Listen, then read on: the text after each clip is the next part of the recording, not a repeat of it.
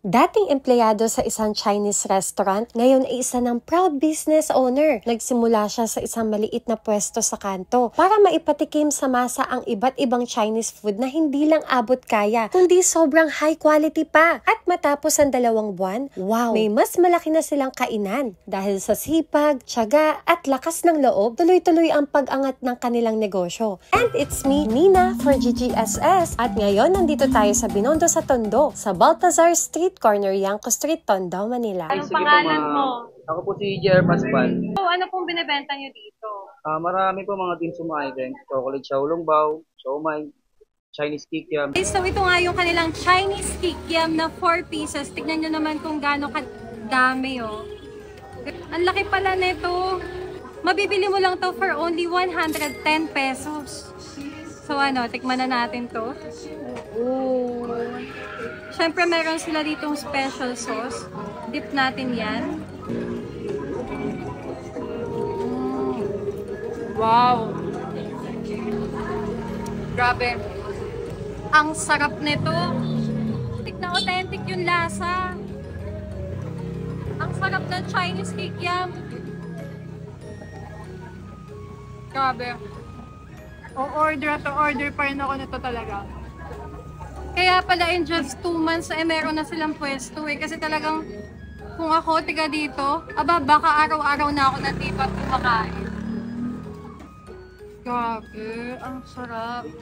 Ito talaga yung must try dito. Legit. Natakam ako sa gawa ni Kuya, kaya nag-order na rin ako nitong boiled kuchay. Ito naman yung kanilang boiled kuchay. Isa sa mga best seller nila to. At mabibili mo lang to for only 50 pesos lang. Grabe, tignan nyo, 50 pesos lang, 4 na peraso na. Yung kanilang Chinese kikiam, sobrang sarap. Ito, tikman naman natin kung gaano kasarap to.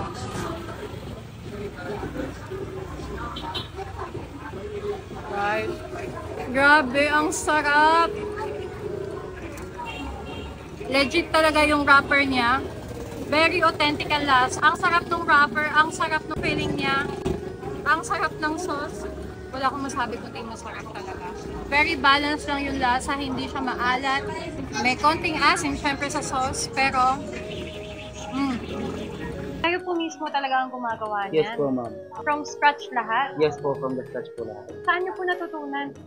Sa mga pinanggalingan na rin pong trabaho. So, chef ka, kuya? Yes po. No, galing. Anong naging inspirasyon mo para magsimula ng ganitong negosyo? Marami rin po.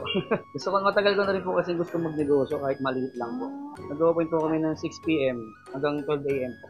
Sa mga gustong umorder, pwede rin ba silang mag-order online? Yes po, ngayon po pwede na po mag-online. Ba kayo nagsimula sa ganitong negosyo?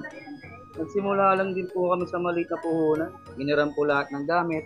Hanggang sa nagtuloy-tuloy na rin po.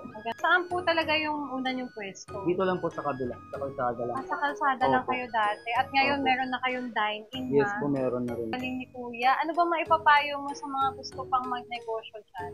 Yun po, siyempre number 1, tiwala sa Diyos. Sa lahat ng magiging desisyon mo, kailangan lagi siya nakagabay. Hindi kang tulong sa kanya. At tiwala sa sarili rin po, lakas ng loob. Sa sobrang curious, try ko gumawa ng wrapper. Ito po yung tinatawag na wrapper. Naging wrapper na po siya ng xiaolongbao. Pwede mo ba akong turuan? Sige po ma'am, pwede na. Try natin. First, magugas muna tayo. Roll po sa dito. Dito po ng clockwise. Ikot. Dito po ulit clockwise. Ito, syempre lagyan natin ng harina, sabi ni Kuya. Tapos pa-clockwise daw ang pang-roll. Papunta po rin. Papunta doon. So, papunta doon. Ikot po. Uy! Aba! Uy! Yan, Pwede dito na po. ba? Wah! Uy! Huwag na! Sumunod. Sumunod. Atak po na konti. Then, Ganun po ulit. ganun na. Hanggang sa paulit-ulit lang po. Hanggang magsarado po yan. Proper. Okay. Ay! Yan o. Tapos, ikot niyo pong konting ganun. Yan na po. Nagawa natin! Ay, ang galing. Ang galing nyo naman, Kuya. Start sa kamay. Pin. Yan po. Tatak po na konti. Patak pa. Paikot. Hanggang mag-close po. Ang galing niyo ma'am. Pwede na, pwede Para na. may experience ka ma'am sa paggawa ng Siopaw. Pwede na ba akong extra? Sa isang order, ilang perasong ganyan? Meron pong 4 pieces, 8 pieces, 12 pieces. Magkano naman yun? Sa 4 pieces po, ngayon po dati kasi 80 pesos lang siya.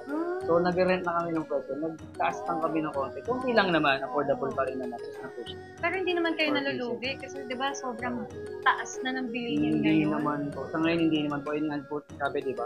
Kahit pumulit yung tubo mo, sa marami. Kita ka pa ng pangkat. Bite ni Kuya. Ito yung ginawa natin kanina, yung Shaolong Bao na chocolate. For only 90 pesos lang, meron ka ng 4 na peraso. Bagay na bagay pang dessert. So, let's try!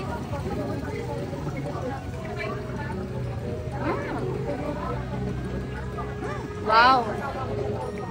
Uy! Uy, hindi siya sobrang tamis. Gusto ko yung ganitong chocolate. So, may pagka-milky. Nasa dark side pa rin na chocolate. Ang sarap. Inggitin natin sila.